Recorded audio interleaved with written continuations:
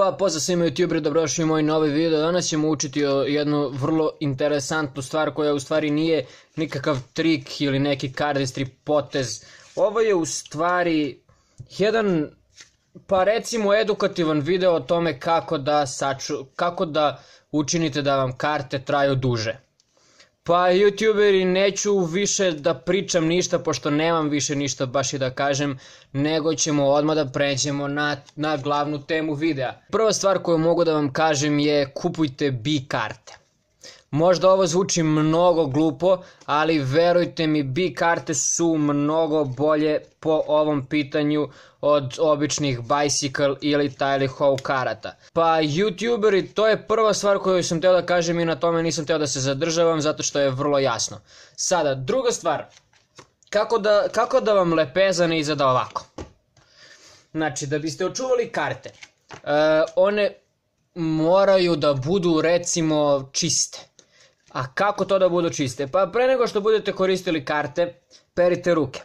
Verujem da većina vas to već zna, ali za one koji ne znaju, perite ruke pre nego što koristite karte. Druga stvar, koristite karte na neki kratki vremenski interval. Znači, ako imate više para Bicycle karata, na primjer ako imate 3 para Bicycle karata, 3 možete da rasporedite da koristite sat vremena recimo da vežbate sa kartama.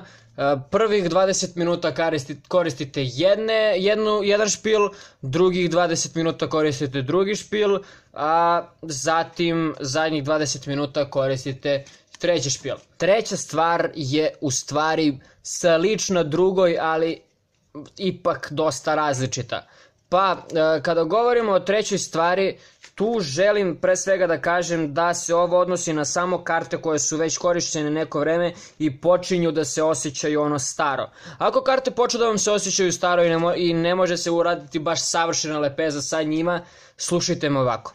Jedino što treba da uradite da ih odložite negde na neko vreme, znači nemojte ih koristiti neko vreme uopšte i kasnije kada se vratite na te karte, one će se ponovo osjećati kao nove, znači vi nećete moći da verujete šta se sa njima desilo, bukvalno će se transformisati. Pa to je to što se tiče ovog saveta, bukvalno ostavite ih na nedelju, 2, mesec dana, najviše, vežbajte drugim kartama i one će bukvalno biti kao nove. I kada ponovo budu počeli da se osjećaju kao sranje, vi ih ponovo vratite na mesec dana, koristite druge špileve i zajebavajte se sa kartama drugim. Pa zadnja stvar koju bih mogao da vam kažem o tome kako da čuvate karte. Što manje mislite o tome kako ćete usrati karte. I naravno, neću uopšte da spominjem da ne treba da iznosite karte napolje jer će vam se usrati. Znači, to neću uopšte da spominjem, tako da odmah ćemo da se vratimo na zadnju stvar. Nemojte uopšte da mislite kako ćete usrati karte ili tako nešto.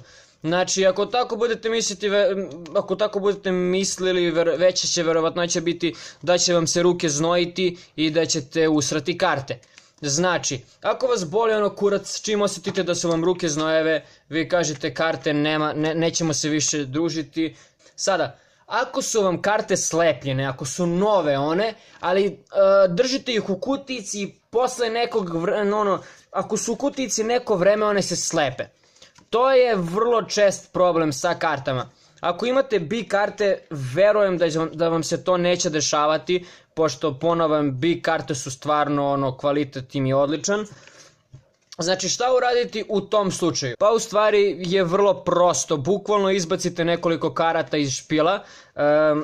U kutijici se neće vršiti taj pritisak na karte, one neće izbacivati taj kiseonik koji imaju između sebe, odnosno vazduh koji imaju između sebe i neće se slepljivati. Još jedna stvar je što boja, na primjer, može malo ova boja koja je na poleđini, ona se može slepiti, ne mora kiseonik. Znači, verujte mi, ako izbacite par karata, one neće biti previše blizu i neće biti gužva u kutiji.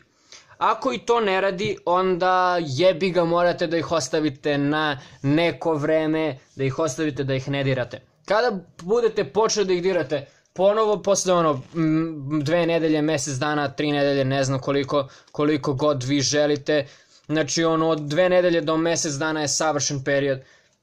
Pa kada ponovo počnete da se igrate sa tim kartama, može se desiti da budete čuli nešto čudno. Naprimer, dok riflujete karte ovako, možda se bude čulo neko pucketanje. Nema problema, koristite ih neko vreme i one će prestati da pucketaju. Pa YouTuberi, to bi bilo to što se tiče ovog videa, nadam se da vam se svideo. Ako jeste, slobodno ostavite like. Pa YouTuberi, to bi bilo to i vidimo se u sljedećem videu.